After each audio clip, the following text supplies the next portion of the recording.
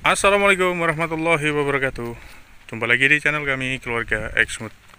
Selamat sore ya teman-teman.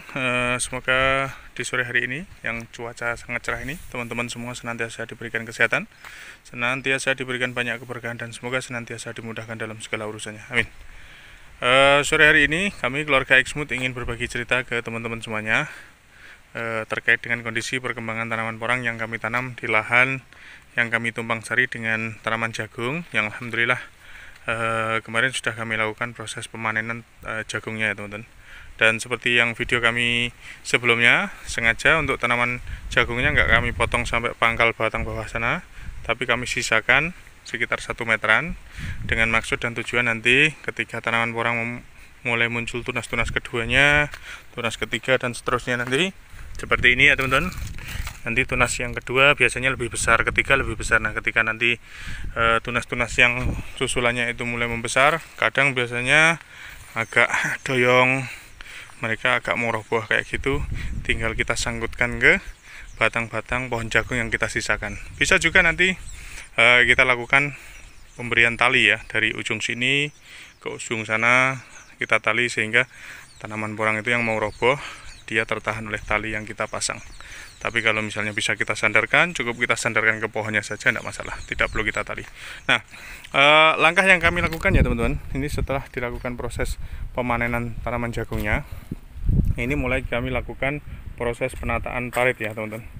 Ini bedengannya mulai kita cangkuli lagi paritnya, kemudian tanahnya kita naikkan ke samping kanan samping kiri seperti ini. Kalau bahasanya di teman-teman petani porang di daerah Jawa Timur itu pembumbunan namanya ya teman-teman. Kalau di tempat kami namanya ini ya dangir, didangir gitu. Tanah yang diparit, dicangkul, dinaikkan. Tujuannya apa? Tanah-tanah yang di bagian atas dia yang mengandung tanah topsoil yang subur, yang bagus, banyak pupuknya dan banyak kompos-komposnya yang sudah jadi pupuk yang kemudian dia larut ke parit karena curah hujan yang tinggi. Ketika kita naikkan lagi itu, dia bisa berada di posisi atas dan menjadi tambahan pupuk nutrisi bagi tanaman porang yang ada di atas bedengan ini teman-teman. Dan rata-rata alhamdulillah memasuki bulan Desember akhir, ini mau masuk Januari, kondisi tanaman porang yang kami tanam waktu itu di bulan September ya teman-teman. Kami tanam bulan September ya memang, cuma karena waktu itu setelah kami tanam langsung stop, tidak ada hujan langsung 33 hari, sehingga pertumbuhan porangnya pun waktu itu sempat mengalami keterlambatan ya, karena hujan terus stop. Tapi alhamdulillah sekarang memasuki akhir Desember, tunas kedua rata-rata sudah mulai muncul. Sporanya pun alhamdulillah bagus ya di tengah-tengah ini. Dan seperti video kami sebelumnya kemarin, kami lakukan proses penanaman jagung dan kami perkirakan juga proses panennya nanti memasuki akhir Desember. Kenapa kami pertimbangkan seperti itu?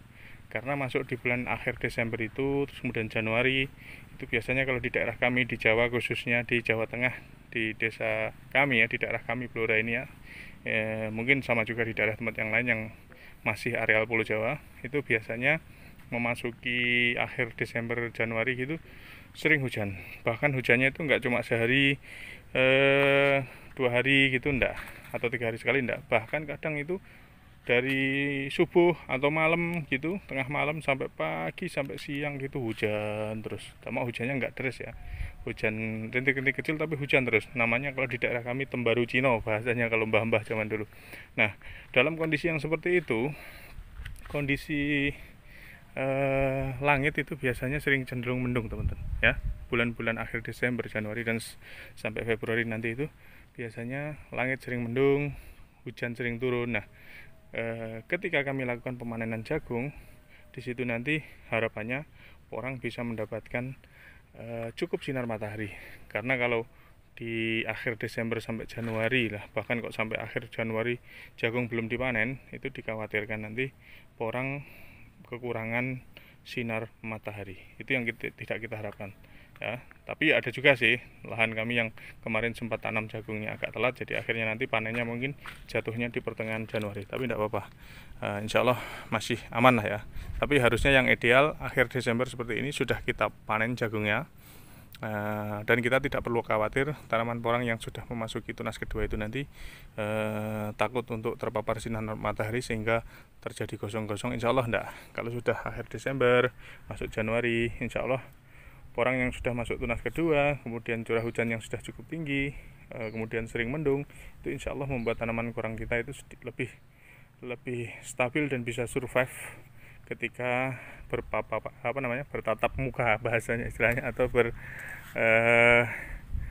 bertemu langsung dengan sinar matahari lah ya bahasanya begitu tuh. Jadi insya Allah aman. Nah disitulah nanti pertumbuhan porang insya Allah akan lebih maksimal ketika mataharinya cukup, kemudian dia tidak berbagi nutrisi dengan jagungnya, karena mulai akhir Desember ini, Januari Februari nanti kita akan biarkan porang ini tumbuh sendirian, atau bisa dibilang sistem monokultur ya, dia hidup sendirian di lahan tanaman yang kita pakai ini ya, di petak-petak yang kita tanami porang, itu kita biarkan porang itu hidup sendirian sehingga nanti dia bisa lebih maksimal pertumbuhannya, nutrisinya disedot dia sendiri, mataharinya juga dipakai dia sendiri untuk fotosintesis.